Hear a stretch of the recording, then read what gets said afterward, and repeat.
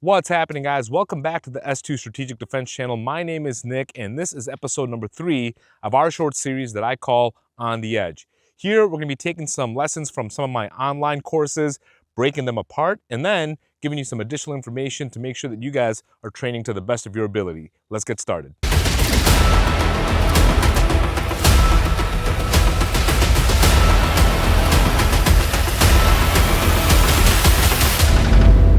All right, guys, so today's episode is going to be a little bit different than what we normally do. Normally, we will go into some of my online courses, watch some videos, come back out, and then have a conversation about it, expand that knowledge base.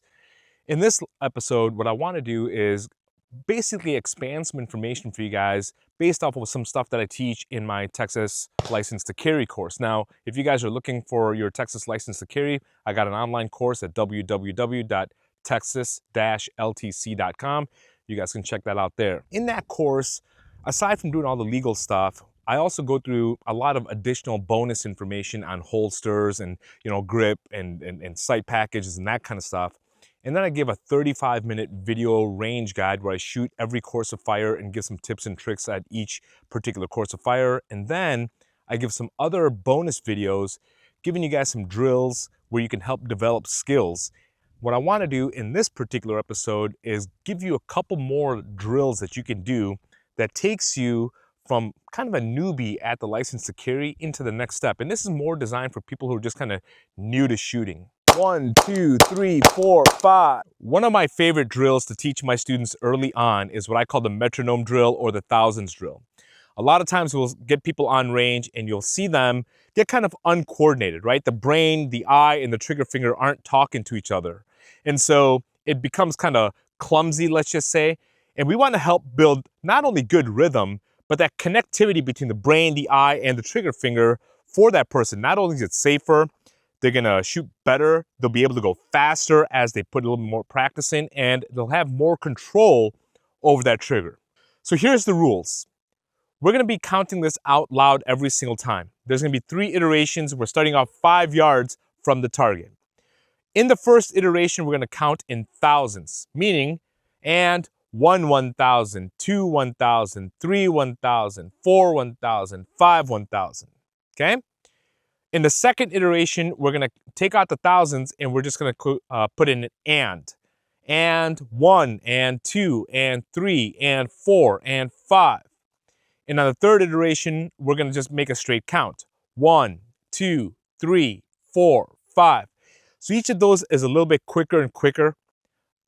Not super fast yet. We're just trying to find a comfortable spot and coordinate things. We can pick up speed later on. If you can't do it slow, you certainly can't do it fast, okay? So here's what this is gonna look like. Here we go. And 1 1,000, 2 1,000, 3 1,000, 4 1,000, 5 1,000. On the second iteration, we're taking that 1,000 count out and we're replacing that with and, okay? Here's what this looks like. And 1, and 2, and 3, and 4, and 5. And for the third iteration, we're going to take the and out and just count directly to 5, right? 1, 2, 3, 4, 5. And 1, 2, 3, 4, 5. Let's take a look at the target real quick. You can see we got a pretty tight group, right? All 15 shots are right here, right on target, right center.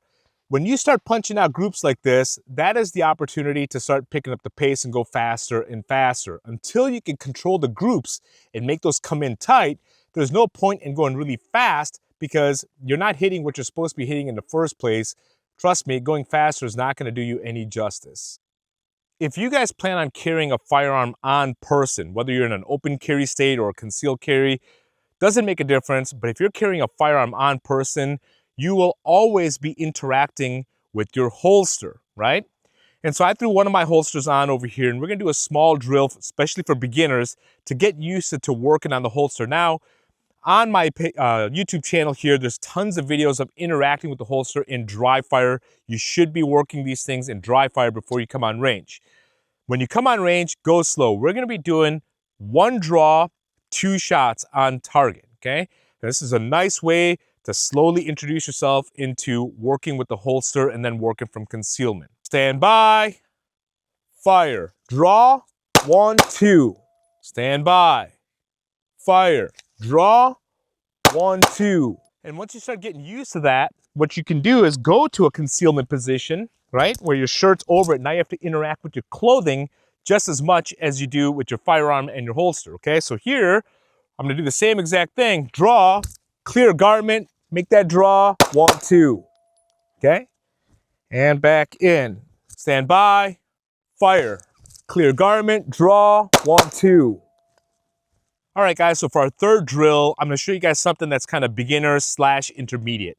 We're gonna be working on what's called the Mozambique drill, the first version of how I teach it, okay? A Mozambique drill essentially is 2 to center mass, 1 to the ocular cavity. Now, I don't really talk about the functionality of this particular version of the Mozambique or the failure drill. What I want you to do is understand what it does for you otherwise.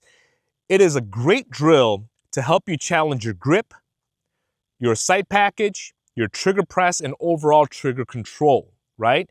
Because we're gonna start off in center mass. That's gonna be a hammer pair or a control pair that's just fast, meaning bang, bang. Then you're gonna transition up to that ocular cavity and place 1 round there, okay? So you have the grip getting challenged in that first 2 shots, right? Making sure we're drawing from the holster, bang, bang. That challenges the grip right away. And then to make sure that we're transitioning up and then getting another clean shot in that ocular cavity. Now, all of those shots are gonna continually challenge your trigger press and your trigger control. Let's see what that looks like. You don't have to start from concealment. In the beginning days, I typically don't have people, but if you guys wanna start from concealment, that's fine too, okay? Here we go. Stand by, fire. 1, 2, up into the ocular cavity, okay? And back in.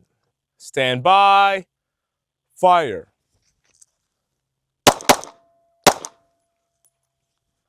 All right, guys, real quick note. You can take a look. This is center mass right here, right? This group was basically from our first 2 drills.